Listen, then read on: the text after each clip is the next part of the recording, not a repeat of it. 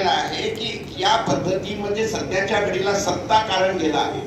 तुम्ही मला साधं सरळ सांगा, तुम्हाला आजच्या घडीला आमदारकीची निवडणूक लढवायची असेल तर 25-30 कोटीच्या खाली आमदारकीची निवडणूक होत नाही, 5-50-100 कोटीच्या खाली खासदारकीची निवडणूक होत नाही। आणि का केलं यांनी मुद्दाम केलं की जेणेकरून याच्यामध्ये भाऊ तोरशेकर सारखे माझ्यासारखे बुद्धिवादी आलेच नाहीत पाहिजे, म्हणजे यांची भामटेगिरी चालत आहे। आणि त्याच्यामुळे जिद्दीने यावेळेला मी ठरवलं की yes I am going, I am coming.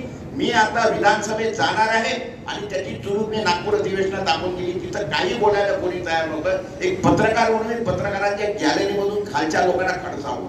मला असं वाटलं की ते आता मला येऊन बाहेर अरेस्ट करतील। हिम्मत नाही झाली त्यांचं माझ्यावर गुन्हा दाखल करायची सुद्धा। एक लक्षात घ्या, तुमचा कसा आहे माहिती आहे का की तुमचा स्केच पत्रकारांनी स्वतःचा स्केच एवढा मोठा केला, त्याची निष्ठा त्याच्यासोबत असली पाहिजे। मी तुझं अभिनंदन याच्यासाठी करतो। परवाच्या दिवशी तो पुढारीच्या कार्यक्रमामध्ये मुख्यमंत्र्यांची मुलाखत घेतली। काय प्रश्न विचारत होता तो मुख्यमंत्र्याला, त्याला घाम फुटला होता। मी पाहिलं पत्रकारिता आणि स्पष्टपणा कसा असावा, प्रसन्न सारखा असावा। मी असं समजा मला तुझं फार कौतुक वाटलं त्या दिवशी, खरोखर सांगतो।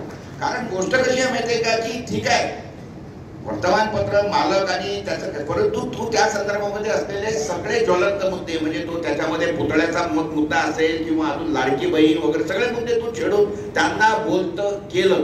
हे पत्रकारांनी राजकारण्यांना बोलतं करणं हीच पत्रकारिता असते असं मी समजतो। प्रकाश मोरेजी आणि भाऊ आपण दोघांनी